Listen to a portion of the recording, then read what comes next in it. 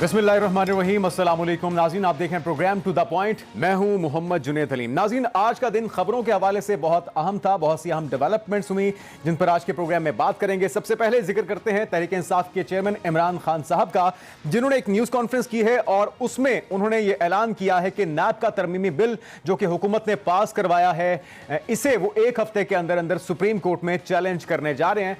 लेकिन जो वाहिद इत्तिहादी जमात है तहरीक इंसाफ की, यानी कि काफ लीग, उनके रहनुमा मोनस इलाही साहब को यह लगता है कि ये तरमीम वक्त की जरूरत थी और उन्हें इस पर कोई एतराज नहीं है। तो अगर वो अपने इत्तिहादी को कायल नहीं कर पाए तो फिर सुप्रीम कोर्ट में वो किस तरह से दलाइल दे पाएंगे, किस तरह से पूरी कौम को अपने साथ शामिल कर पाएंगे, ये एक बड़ा सवाल है। साथ में खान साहब ने एक बार फिर से तज़किरा किया है खुर्रम दस्तगीर साहब के एतराफ़ी बयान का। वो कहते हैं कि इस मौजूदा हुकूमत का मसला, जिस वक्त तहरीक इंसाफ हुकूमत में थी, ना तो महंगाई इनका मसला था, ना ही तहरीक इंसाफ की हुकूमत की नाअहली या बैड परफॉर्मेंस इनका मसला था, बल्कि इनका असल मसला यह था कि इन्हें अपनी करप्शन बचानी थी, इन्हें अपने केसेस को मंतकी अंजाम तक पहुंचाना था। और इसीलिए हुकूमत में आए और आते ही जो तरमीम की गई हैं, इससे यह बात साबित हो जाती है। ये सवालात भी अपने मेहमानों से पूछेंगे। और इसके अलावा शाह महमूद कुरैशी साहब अपने साथियों के साथ आज मीडिया के सामने आए और उन्होंने एक बार फिर से, जो कि पिछले कुछ अरसे से ये सिलसिला जारी है, इलेक्शन कमीशन के ऊपर अपने तहफ़्फ़ुज़ात का इजहार किया है। और उनका ये कहना है कि एक बड़ा इम्तिहान होगा इलेक्शन कमीशन के लिए, वो किस तरह से ये जो 20 हल्के हैं पंजाब के, इस पर इन इंतखाबात को साफ और शफाफ बनाते हैं। और अगर वो ऐसा करने में कामयाब नहीं होते तो फिर जो अगले इंतखाबात हैं और उनके नताइज हैं वो दफन हो जाएंगे और लोग उन्हें तस्लीम नहीं करेंगे। क्या ये वाकई में तहफ़्फ़ुज़ात तहरीक इंसाफ रखती है, या फिर जो एक अहम केस काफ़ी सालों से ज़ेर समात था, कमोबेश 8 साल का अरसा लगा ममनुआ फंडिंग केस को, और फिर अगर ये कहा जाए कि कुफर टूटा खुदा खुदा करके तो ये शायद गलत ना होगा। बिलाखिर आज इस केस की समात मुकम्मल होने के बाद इसके फैसले को महफूज कर लिया गया है। और अब नाज़रीन, इलेक्शन कमीशन 30 दिन के अंदर इस चीज़ का पाबंद है कि फैसले को सुनाया जाए। क्या जो भी फैसला होगा उसके लिए तहरीक इंसाफ पूरी तरह से तैयार है? उनके पास क्या क्या ऑप्शंस बचती हैं अगर फैसला उनके खिलाफ आता है? इस पर भी बात करेंगे। जबकि सिकंदर सुल्तान राजा साहब, जो कि चीफ इलेक्शन कमिश्नर हैं, उनकी तरफ से जो एंडिंग रिमार्क्स दिए गए हैं वो ये हैं कि कानून के और इंसाफ के तकाज़ों को पूरा किया जाएगा। साथ में उन्होंने ये भी कहा कि अब वक्त आ गया है कि सियासी जमातों को भी जवाबदेह बनाया जाए। तो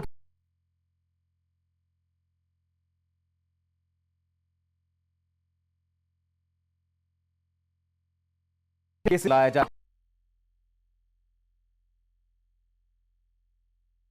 और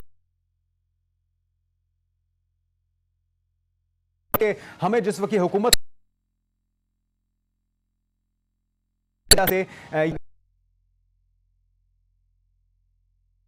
अगर मजीद मुश्किल फैसला करना पड़े तो फिर वो भी मजीद महंगाई के झटके खाने के लिए अवाम को तैयार रहना होगा। साथ में जाते जाते आपको ये बताएं कि वजीर खजाना मिफ्ता इस्माइल साहब की अगर बात की जाए तो तारीख पे तारीख तो वो दे रहे हैं।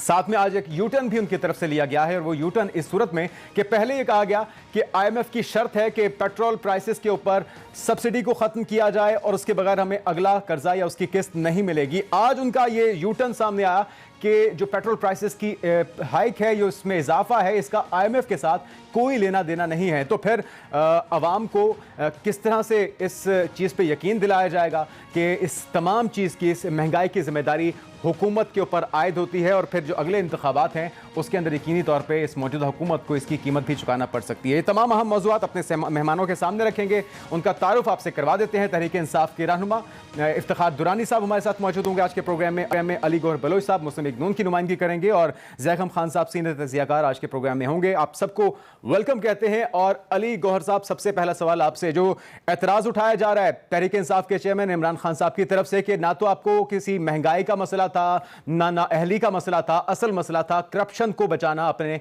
और आते ही जो आपने तरमीम की हैं इससे आपने इस बयानिए को सच्चा साबित कर दिया है। क्या कहते हैं आप? बिस्मिल्लाहिर्रहमानिर्रहीम। देखें जुनैद, बड़ी क्लियर बात है, खान साहब की बातों में हमेशा जो है वो तज़ाद होता है। और जो एक आर्डिनेंस जब خان صاحب اقتدار کے اوپر برجمان تھے اور انہوں نے نیب قوانین کے اوپر آرڈیننس جاری کیا تھا، اس میں سے 80% یہ وہی ترامیم ہیں جو خان صاحب نے آرڈیننس کے ذریعے اپنی حکومت میں کی تھی۔ دوسری بات یہ ہے کہ یہ وہ نیب کے کالا قانون ہے کہ جس کے اندر نہ صرف سیاستدانوں کو بلکہ ہر شعبہ کے لوگوں کو وکٹمائز کیا جاتا تھا۔ آپ نے دیکھا کہ یہاں پر وائس چانسلر جو کہ اساتذہ ہیں، جو کہ معاشرے کا قابل احترام مطلب ہے کہ لوگ تھے، ان کو بھی ہتھ کڑیاں لگا کر جیلوں میں جو ہے وہ مطلب پابند سلاسل کیا گیا اور عدالتوں میں پیش کیا گیا۔ پھر آپ نے یہ دیکھا کہ جو سرکاری ملازمین ہیں انہوں نے نیب کسٹڈی کے اندر، اور اس کے بعد آپ نے دیکھا کہ انہوں نے خودکشیاں کی، وہ بھی کیسز آپ کے سامنے آئے۔ اور نہ صرف کہ یہ اسمبلی کے فلور پر امینڈمنٹس ہوئیں، بلکہ آپ کو یاد ہوگا کہ عدلیہ کی طرف سے بے شمار دفعہ مطالبہ کیا گیا کہ آپ ان میں ترامیم کیوں نہیں کرتے۔ جب لوگ ضمانتوں کے لیے اپلائی کرتے تھے 90 دن کے ریمانڈ دیے جاتے تھے، لوگوں کے اکاؤنٹس منجمد کر دیے جاتے تھے، پھر 2 سال علی صاحب مسلسل وہ کوٹ کر رہے ہیں خرم دستگیر صاحب کے بیان کو۔ وہ کہتے ہیں کہ جی میں شکریہ ادا کرتا ہوں خرم دستگیر صاحب کا کہ انہوں نے ہمارے موقف کی تائید کر دی ہے کہ یہ 100 ججز لگانے لگے تھے احتساب کے، اور 15 سال کا ان کا پلان تھا، یہ شہباز شریف سمیت شاہد خاقان عباسی سمیت سب کو نااہل کرنے والے تھے، اس وجہ سے ہم نے فوری طور پہ پھر تحریک عدم اعتماد پیش کی ہے۔ تو یہ بیان جو ہے بنیادی طور پہ یہ آپ کے حق میں تھا یا آپ کی بیانیے کی نفی کرتا ہے یہ بیان؟ دیکھیں بات یہ ہے کہ وہ ظاہر ہے خان صاحب تو ہمیشہ بات کو توڑ موڑ کے بیان کرتے ہیں، بالکل جو خرم دستگیر صاحب نے بیان دیا وہ بالکل درست بیان دیا، لیکن اس کی اصل حقیقت یہ ہے کہ خان صاحب ریٹائرڈ ججز کو لگانا چاہتے تھے، اپنی مرضی کے جج لگا کر ریٹائرڈ لوگوں کو، اور اس میں اپوزیشن کے خلاف ٹرائل کر کے ان کو جھوٹے مقدمات میں ریٹائرڈ ججز کے ذریعے، جن کی کہ اپائنٹمنٹس بھی انہوں نے کرنی تھی اور لا منسٹری کے ذریعے کرنی تھی، اور اس کا مقصد جو تھا اپوزیشن کے لوگوں کو سزائیں سنانا تھا اور ان کو نااہل قرار دینا تھا۔ اصل مقصد یہ ہے کہ خان صاحب کا تو یہ تو پوری پاکستان کی عوام جانتے ہیں کہ آر ٹی ایس سسٹم کے ذریعے الیکشن چرا کے آئے، حقیقت میں تو وہ الیکشن جیتے ہی نہیں تھے، اور اس کے بعد وہ صرف اقتدار کی کرسی پر، یعنی کہ آپ کو کوئی پریشانی نہیں ہے سپریم کورٹ میں چیلنج کرنے آپ اپنا دفاع کر لیں گے؟ نا میں اپنی بات کو میں اپنی بات کو ختم کر رہا ہوں نا جنید۔ بات یہ ہے کہ وہ ان ججز کے ذریعے وہ خان صاحب کی کرسی تبھی بچتی تھی کہ پوری اپوزیشن جھوٹے مقدمات میں جیلوں میں بند ہو جائے ان کے اوپر اور ان کو سزائیں سنائی جائیں، اور پھر خان صاحب جو ہے وہ اقتدار کے مزے لوٹتے رہے اور معیشت کی جو ہے وہ تباہی کرتے رہے۔ تو ظاہر ہے پھر یہ ایسی خواہشات جو ہیں، یہ ایسے خواب جو ہیں وہ شرمندہ تعبیر تو نہیں ہوا کرتے۔ آپ نے اس پلان کو ناکام بنانے کے لیے تحریک عدم اعتماد پیش کیا۔ اچھا درانی صاحب، یہ جو موقف ہے کہ 80% ترامیم تو آپ لوگ کر چکے تھے، آپ کی مرضی سے ہوئی تھیں، تو پھر آپ لوگ یہ جو اعتراض اٹھا رہے ہیں کیا صرف یہ سیاسی بنیادوں پہ ہے؟ اور اگر آپ لوگوں کو اتنا ہی مسئلہ تھا تو پھر جلد بازی میں آپ نے استعفے کیوں دیے؟ آپ ایوان کے اندر رہتے، ان ترامیم میں اپنا انپٹ دیتے، اس پہ آرگومنٹ ہوتا اور پھر قانون کا حصہ بنتا۔ بسم اللہ الرحمن الرحیم۔ جی میں آپ کو نا تھوڑا سا اس کا آبجیکٹیو انالیسس دے دیتا ہوں۔ جی قومیں جو ہے نا جی وہ بنتی ہیں، جب آپ کسی بھی نیشن سٹیٹ کریٹ کرتے ہیں تو رنگ، نسل اور بیک گراؤنڈ جو ہے ان کا جس کامنالٹیز سے بنی جاتی ہیں، ٹھیک ہے جی۔ لیکن ہماری جو قوم ہے، ہمارا جو ملک ہے، وہ آئیڈیالوجی بنا ہے، جو سپیریئر آئیڈیا ہوتا ہے، اور آئیڈیالوجی کے اندر ویلیوز ہوتی ہیں۔ آپ کا جو کانسٹیٹیوشن ہے وہ آپ کے ادارے اور آپ کی پروسیجرز میں وہ ویلیو انکلکیٹ کرتے ہیں جس کے لیے وہ قوم بنائی گئی۔ جس طرح امریکن لائف سٹائل ہے، امریکہ پوری جنگ کرتا ہے اپنے لائف سٹائل کے لیے۔ انڈین سیکولرزم، وہ انڈیا جنگ کرتا ہے اپنے سیکولرزم کے لیے۔ تو اللہ میاں نے ہمیں کیا دیا جی اس ملک کو؟ ہمیں جو ہے ہم نے ویلیو کہاں سے لے کے آئے؟ ہماری ویلیو تھی آبجیکٹیو ریزولوشن، قرارداد مقاصد، جس میں انہوں نے کہا کہ آپ اللہ میاں کے خلیفہ ہیں اس وقت زمین پہ۔ تو جنید صاحب آپ ہیں خلیفہ اس وقت اللہ میاں کے؟ کیا آپ کی یہ ویلیو ہے اس وقت؟ اس وقت جو ایشو ہے وہ آپ کے لیڈرشپ کے ایتھکس کا ہے۔ جب بھی آپ ویلیو پروٹیکٹ کریں گے اس میں آپ ایتھکس لے کے آئیں گے۔ مجھے میرے دین نے جو ہے یہ حق دیا ہے کہ میں حاکم وقت سے سوال پوچھ سکوں۔ آج اس قانون کے تحت جو انہوں نے ریپیل کیا ہے، جو ایمینڈ کیا ہے، اس قانون کے تحت میرا 1400-1500 سال پرانا حق جو ہے مجھ سے لے لیا گیا ہے. یہ تمام ترامیم جو انہوں نے انٹروڈیوس کرائی ہیں اس میں کیا بنیادی میں آپ اعتراض کو پڑھ کیا ہے کے سنا سکتا ہوں کہ میں آپ کو بتا اعتراض کیا ہے جی. اعتراض یہ ہے کہ سیکشن G21G مریم نواز کا ایون فیلڈ اپارٹمنٹ ختم کر دیتا ہے. سیکشن 9A اور سیکشن 5 اور سیکشن S خواجہ سعد رفیع کو فائدہ پہنچایا جاتا ہے. سیکشن 14 کے تحت منی ٹریل کا شرط ختم ہو جاتی ہے.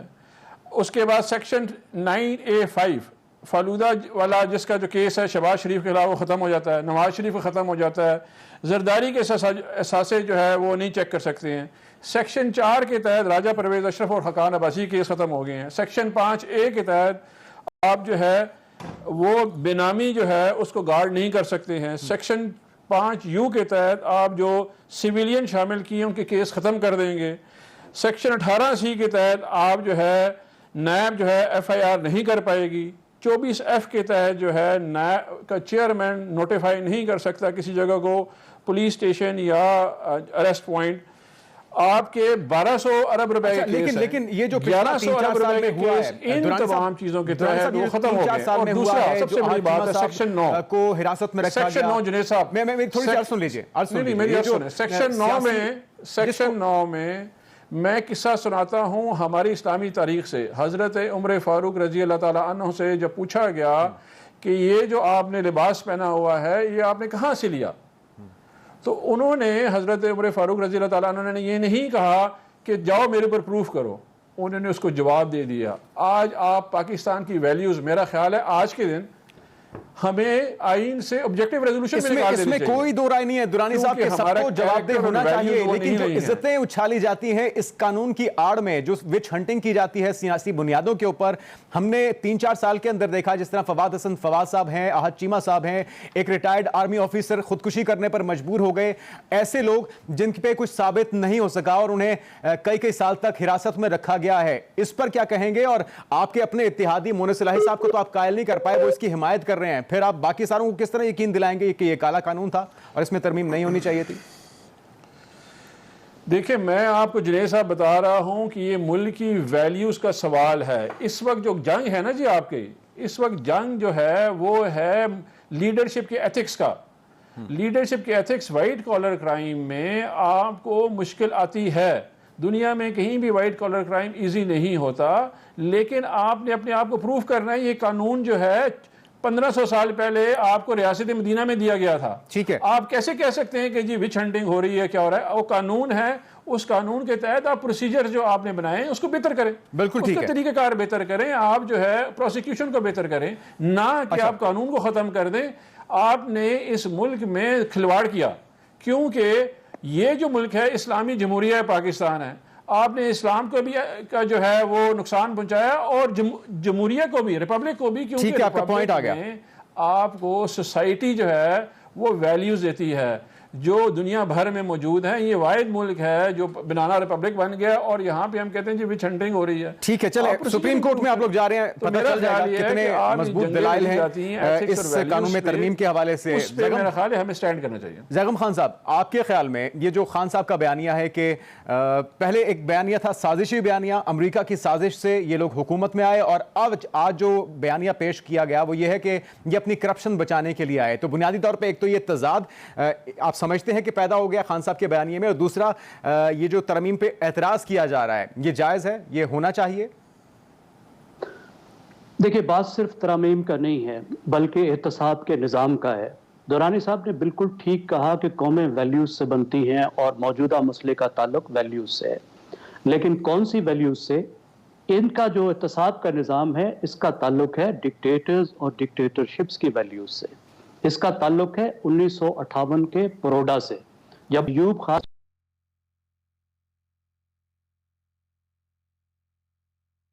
سب کو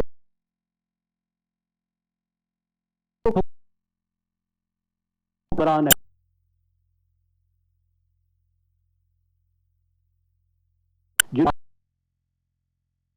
صاحب آرڈیننس بنایا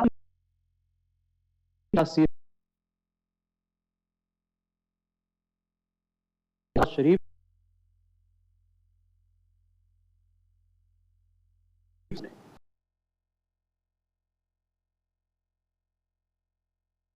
एहतसाब अमल को मशकूक कर लिया। कुछ नाम आपने लिए मिसाल के तौर पर, अब आप मुझे बताइए एहसन इकबाल साहब पर भी कोई उंगली उठाता है? आपने उनको उठा के इंक्वायरी के लेवल पर ठोक दिया जेल में कि आपने अथॉरिटी का ठीक इस्तेमाल नहीं किया, आपने एक स्पोर्ट फैसिलिटी क्यों नहीं बनाई? शाहिद खाकान अब्बासी आपने उठा के ठोक दिया जी कि आपने LNG लगा के अख्तियारात का गलत इस्तेमाल करके 62 अरब रुपए का नुकसान किया। आप जरा माजी की तरफ देखिए, पिछले 10 साल में कोई एक सुर का अगर कोई काम हुआ है जिससे पाकिस्तान की इकानमी को फायदा पहुंचा है तो वो शाहिद खाकान अब्बासी का LNG का काम था, जिससे सैकड़ों अरब रुपए का पाकिस्तान को फायदा हो चुका है। और इसी काम पे, इसी इल्जाम पे, करप्शन का कोई इल्जाम नहीं, उठा के अंदर ठोक दिया। अब मसला ये था कि यही तरामीम चंद तब्दीलियों के साथ इन्होंने खुद भी की, और उसकी वजह ये थी कि नैब के होते हुए पाकिस्तान नहीं चल रहा था।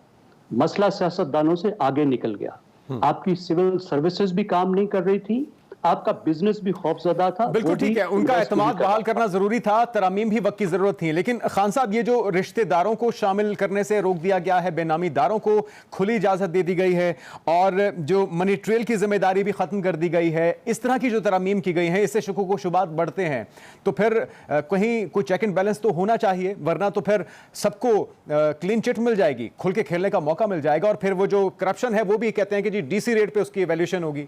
तो यानी कि अरबों रुपए आपने खाया तो लाखों या करोड़ों दे के आप उसको माफ करवा सकते हैं। आप बिल्कुल ठीक कह रहे हैं। देखिए, एहतसाब के एक शफाफ निज़ाम की जो ज़रूरत है वो तो ख़त्म नहीं हुई।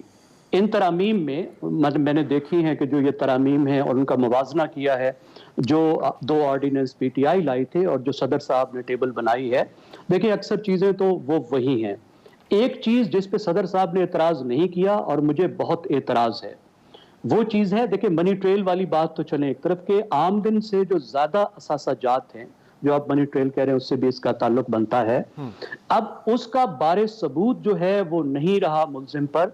अगर आमदन से ज़्यादा असासाजात हैं तो तभी आप उनसे पूछ सकते हैं कि अगर उसमें करप्शन हो, आप करप्शन साबित करनी है।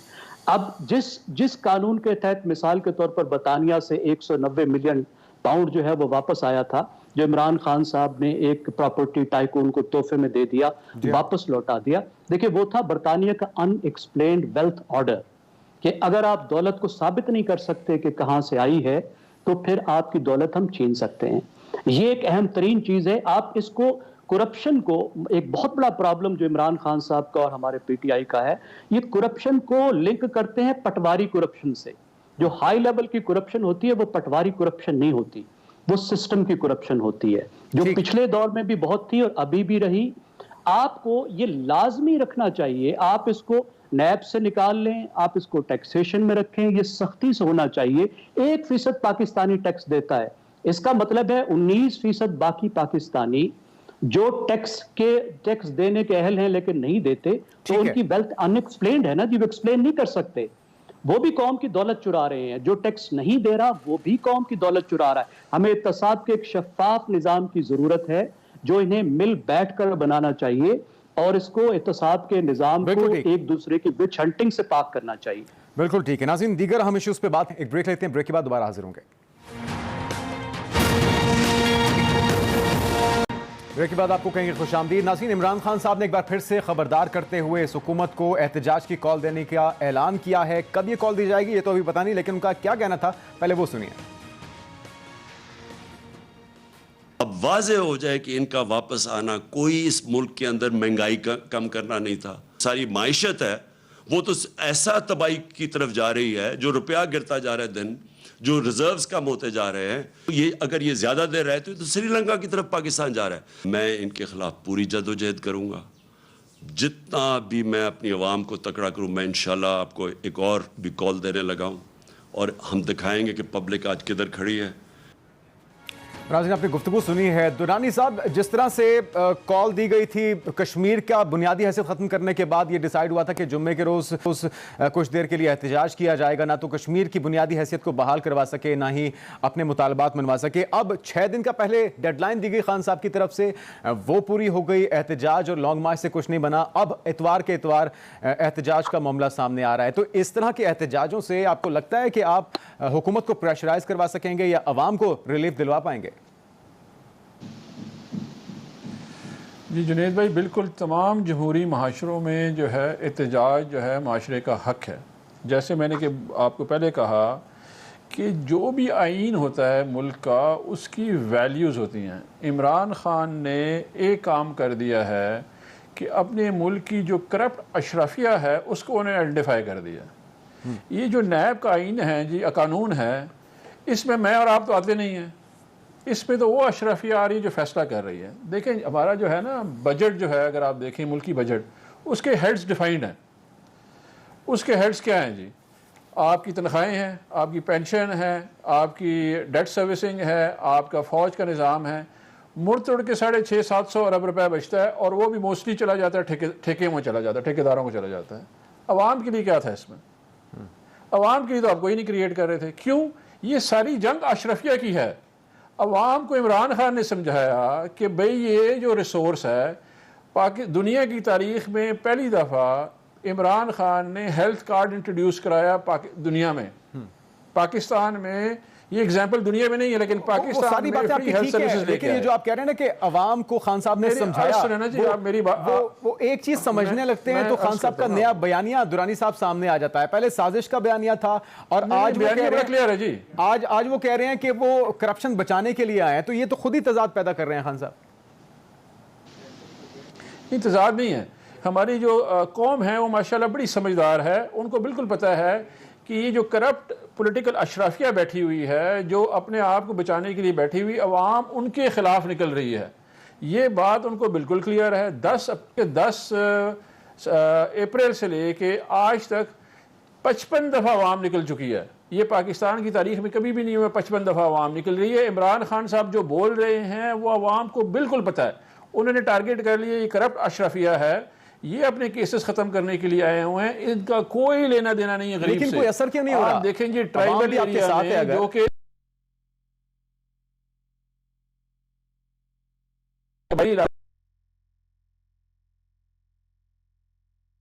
تھا فیڈرل گورنمنٹ کا، ٹھیک ہے، دوسرا جو ہے انہوں نے یہاں پہ بھی آ کے ختم کر دیا. عوام کو سوشل سیفٹی نیٹ ورک کا اور ان کے عزائم کا بالکل پتہ ہے کہ ان کے عزائم کا پتہ ہے. اور ہم ذرا آتے ہیں آج کی جو نیوز کانفرنس تھی قریشی صاحب کی، ان کے ہمراہ دیگر بھی آپ لوگوں کے رہنما موجود تھے. علی گور صاحب، تحفظات کا اظہار کیا جا رہا ہے الیکشن کمیشن کے اوپر مسلسل پی ٹی آئی کی طرف سے، اور ایک بھاری ذمہ داری آپ کے اوپر بھی آتی ہے کہ ان 20 الیکشنز کو صاف اور شفاف بنا کے رزلٹ کے طور پہ ایک اپنی آزمائش کو بھی پیش کیا جائے کہ آپ اس بات کو یقینی بنا سکتے ہیں کہ جو ترامیم آپ نے انتخابی عمل میں کی ہیں اس کے باوجود اس پہ کسی کو اعتراض نہیں ہے. اس کے لیے تیار ہیں آپ؟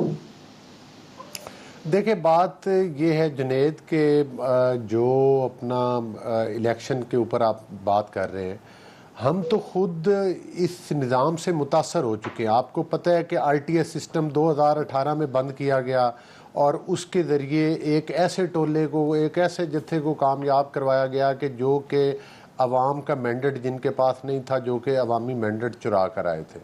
دوسری گزارش، اور یہی وجہ ہے کہ 2018 کے بعد آپ نے دیکھا کہ معاشی طور پر پاکستان میں ان کی نالائکی اور ان کی کرپشن کی وجہ سے بہت زیادہ تباہی ہوئی. دوسری بات یہ ہے کہ آپ کو ڈسکا کا الیکشن یاد ہوگا کہ جب دھند پڑ گئی تھی اور اس وقت بھی الیکشن چرائے گئے تھے، اور سپریم کورٹ آف پاکستان نے اور الیکشن کمیشن آف پاکستان نے عمران خان صاحب کے ہاتھ میں ووٹ چور کا سرٹیفکیٹ پکڑایا. آپ کو یقین دہانی کروائیں گے کہ اس بار ایسا کچھ نہیں ہوگا جو ڈسکا میں ہوا تھا؟ دیکھیں نہیں بالکل نہیں. آپ نے دیکھا کہ جب ان کی گورنمنٹ تھی، ان کی گورنمنٹ کے ہوتے ہوئے جب ہم نے پروٹیسٹ کیے، احتجاج کیے، اور اس کے بعد آپ نے دیکھا کہ جتنے بھی بائی الیکشن ہوئے، 14-15 بائی الیکشن جو تھے وہ ان کی گورنمنٹ کے ہوتے ہوئے تھے، اور ان میں سے ایک دفعہ صرف ایک سیٹ یہ جیت سکے، باقی سارے کے سارے یہ الیکشن. لیکن قریشی صاحب یہ کہہ رہے ہیں کہ حمزہ شہباز اپنی سیاست بچانے کے لیے ہر ممکن آپشن استعمال کریں گے. الیکشن بھی ہارے تھے، صوبائی سیٹ کا، کے پی کا بھی. جی کیا فرمایا؟ کہہ رہے ہیں قریشی صاحب یہ کہہ رہے ہیں کہ حمزہ شہباز اپنی سیاست بچانے کے لیے، وزارت اعلیٰ بچانے کے لیے ہر ممکن آپشن استعمال کرنے جا رہے ہیں. ان کے پاس رپورٹس ہیں.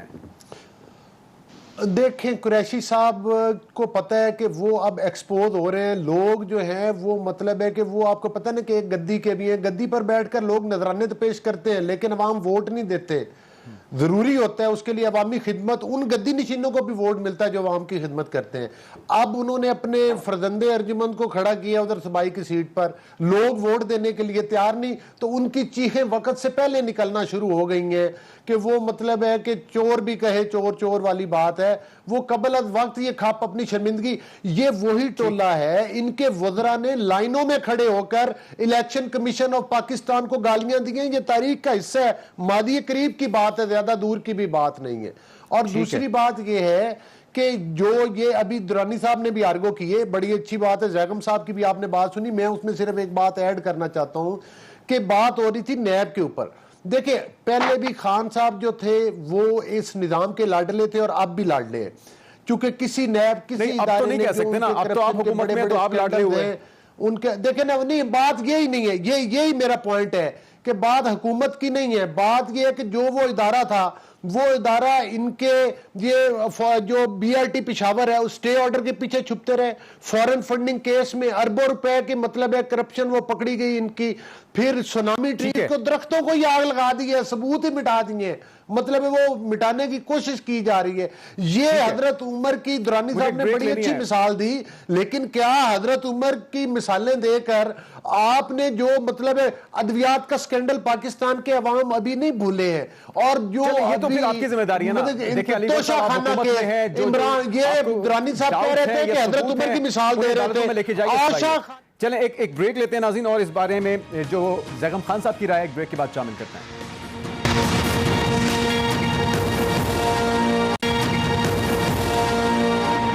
بریک کے بعد آپ کو کہیں گے خوش آمدید. زیغم خان صاحب، مسلسل تنقید کی جا رہی ہے، تحفظات کا اظہار کیا جا رہا ہے الیکشن کمیشن پہ تحریک انصاف کی طرف سے، واقعی یہ تحفظات جائز ہیں یا پھر جو ممکنہ ممنوعہ فنڈنگ کیس کا فیصلہ ہے اس کے لیے مائنڈ میکنگ کی جا رہی ہے؟ دیکھیے ابھی تک تو پی ٹی آئی نے نہیں بتایا کہ ان جو 20 حلقوں کا الیکشن ہونے والا ہے اس میں کیا ایسی چیز ہے جس پر انہیں بہت اعتراض ہے. اور سب سے بڑا عمران خان اسی وقت ہی ناراض ہوئے ہیں الیکشن کمشنر سے اور الیکشن کمیشن سے جب فارن فنڈنگ کے کیس نے آگے کو پروسیڈ کرنا شروع کیا. دیکھیے جو 20 حلقوں کی بات ہو رہی تھی، یہ جو ان حلقوں کا الیکشن ہے یہ میک اور بریک ہے، حکومت کے لیے بھی پی ٹی آئی کے لیے بھی. یا تو حکومت جائے گی اس کے بعد یا پھر حکومت جم جائے گی، یا تو عمران خان چھا جائیں گے یا ان کے نیریٹو سے ہوا نکل جائے گی اور ان کا جو اپوزیشن کا مومنٹم ہے نتائج تسلیم نہیں کیے جائیں گے جن کا تحفظات کا اظہار پہلے ہی کر دیا گیا تو پھر بات آگے کیسے بڑھے گی؟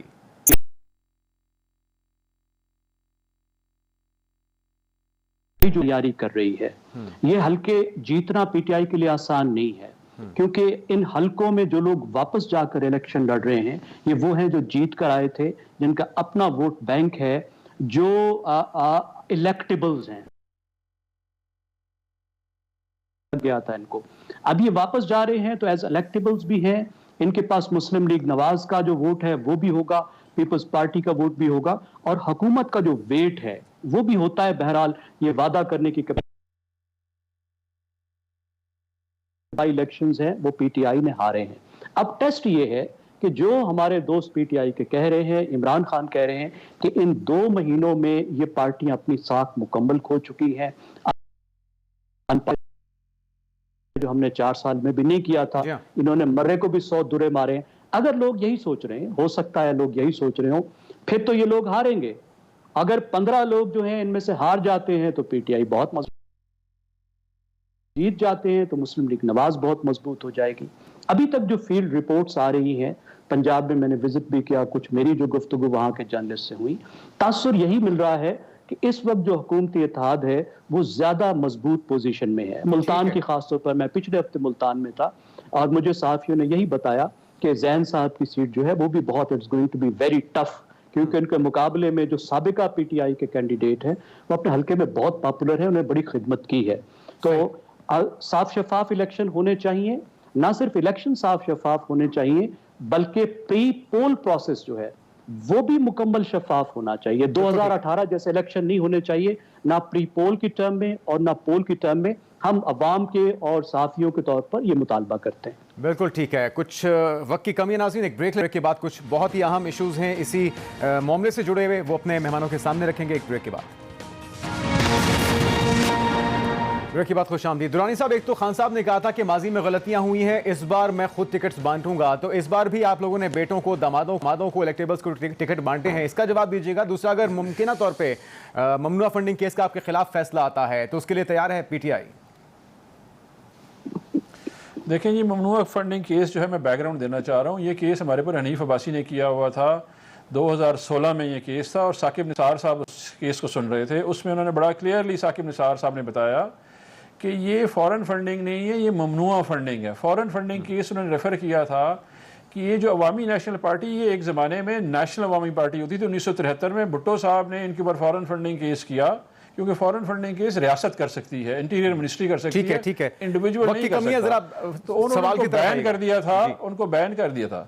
हमारे केस में मैक्सिमम ये है कि जो फंड वो समझेंगे कि जी ये ममनुआ है, वो 4 फीट हो जाते हैं, यानी कि ले लिए जाते हैं और कौमी ख़जाने में जमा हो जाते हैं। तो उसमें कोई ऐसा इशू है नहीं है जिसको डिस्कस किया जाए। लेकिन जो दुख की बात यह है कि ये फैसला 2016 में आया था कि ये ममनुआ फंडिंग है, फॉरेन फंडिंग नहीं है। लेकिन 2016 से लेके 2022 में जाके हफ्ता पहले इलेक्शन कमीशन ने बताया कि जी ये ममनुआ फंडिंग है, फॉरेन फंडिंग नहीं है। तो 6 साल उनको लगे बताने में ये बात। अकबर एस बाबर साहब भी तो दरखास्त गुजारों में थे। फॉरेन फंडिंग है अकबर एस बाबर साहब। कौन जी? तो ठीक है, तो दरखास्त गुजार तो कोई भी हो सकता है, लेकिन सुप्रीम कोर्ट का फैसला तो इम्प्लीमेंट करता है ना, जो 2016 में हुआ। ये जरा ज़िमनी इंतखाब में फॉरेन फंडिंग नहीं है, ये ममनुआ फंडिंग है। ये जो इलेक्टेबल्स को टिकट दिए गए हैं, आप नहीं समझते कि इससे आपको नुकसान हो सकता है? देखिए जी, वोट तहरीक इंसाफ में इमरान खान का है। इलेक्टेबल नॉन इलेक्टेबल में आप मैटर नहीं करते। वोट सियासत को भी कोई फर्क नहीं पड़ता, जीत जाएगा, वोट करें, कोई फर्क नहीं पड़ता जी। इस वक्त जो है इलेक्टेबल नॉन इलेक्टेबल की नहीं है, इस वक्त राइट एंड रॉन्ग की सियासत है। अवाम ये देख रही है कि तारीख के दाएं तरफ कौन खड़ा है और बाएं तरफ कौन खड़ा है। दाएं तरफ यानी कि बड़े मकसद के लिए अपने कहे हुए बात की नफी कर दी जाए, कोई मसला नहीं है। यानी बड़े मकसद के लिए जो है, वो बड़ा मकसद जो है, वो मेरा ख्याल है हम टीवी टॉक शो पे नहीं डिस्कस कर सकते हैं। वो एक बड़ा हमेशा कहते हैं ना जी, बच्चों को आप देखे ना, उनके पोते पोतियों को दिहाड़ी लगाने के चक्कर में हम आ जाते हैं ना। देखें, हम आ जाते हैं दिहाड़ी लगाने के लिए टीवी के ऊपर। जो इमरान खान कर रहा है वो इस मुल्क में खान साहब की अपने में कहे बात की, अगर हम आपको याद करवाते हैं तो आप हमें दिहाड़ीदार कहते हैं। तो खान साहब ने हमेशा मौरूसी सियासत के खिलाफ बात की है या नहीं की? दुरानी साहब ये बताइए। हमारी पार्टी में देखें, हमारी कोर कमेटी में तकरीबन कुछ 60 मेंबर है। इमरान खान का ना बेटा है, ना भाई है, ना चाचा है, ना मामा है, ना रिश्तेदार है। सारे हमारे जैसे लोग हैं। मैं इमरान खान का रिश्तेदार नहीं हूँ।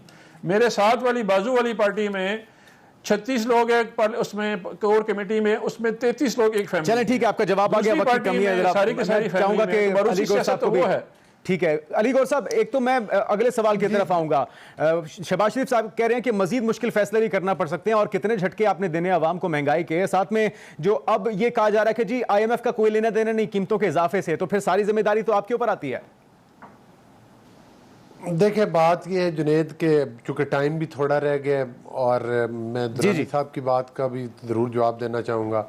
देखिए, बात ये, एक तो यकीनी तौर पर ज़ाहिर है हमारी इसमें तो कोई दूसरी राय नहीं कि मईशत जो हमारी है वो बिल्कुल 4 साल में, पौने 4 साल में दुरानी साहब की पार्टी ने तबाही की है। वो 2018 में हमने ऐसा मुल्क नहीं दिया था। चीनी 40 रुपए किलो थी, अद्वियात जो थी वो बहुत सस्ती थी, बिजली का यूनिट जिम्मेदार को 5 रुपए में मिलता था। मैं कोई गलत चीज फिगर नहीं कोड कर रहा। आटा सस्ता था, नहीं शहद की नहरें, ये मुहावरतन बातें बोली जाती हैं, लेकिन जो हकायक हैं, पढ़े लिखे बंदे दुरानी साहब, मैं तो इनको ये बता रहा हूँ कि महंगाई कब हुई। 4% पे हम इन्फ्लेशन रेट छोड़कर गए और इन्होंने जब हमें वो सारा कुछ तो ठीक है, लेकिन ये तो अब आपके ऊपर मलबा गिरेगा ना।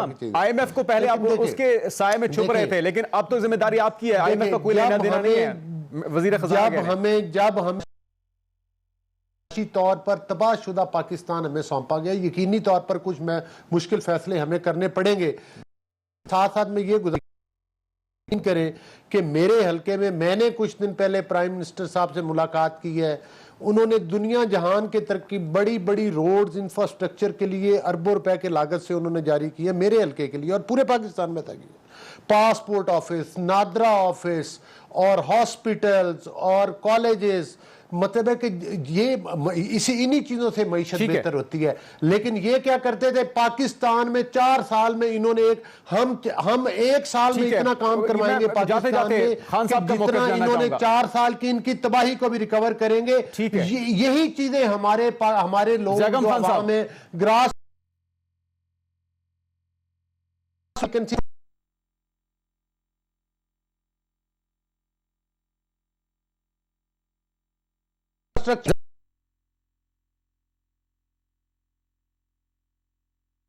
जिस तरह के अली साहब इजाजत दीजिएगा, अली गौहर साहब जिस तरह के अपने हलकों की फंडिंग की बात कर रहे हैं, मेरे लिए तो वो भी एक काबिल एतराज बात है। इस वक्त पाकिस्तान एक बहुत बड़े बहरान में है और मसला पाकिस्तान का ये है कि हमारा बहरान खत्म ही नहीं होता। पिछली हुकूमत भी बहरान छोड़कर गई थी और ये भी बहरान छोड़कर गए हैं, और इस वक्त तो यकीनन जो बहरान है वो पिछली हुकूमत का है। इनका जो बहरान है वो 6 महीने बाद शुरू होगा। कोई भी मुस्तकिल तौर पर पाकिस्तान के जो प्रॉब्लम्स हैं उसमें स्ट्रक्चरल चेंजेस करने को तैयार नहीं है। ठीक है, बहुत शुक्रिया आप तमाम मेहमानों की तशरीफ। आज के प्रोग्राम से इतना ही, इजाजत दीजिए, अल्लाह हाफिज़।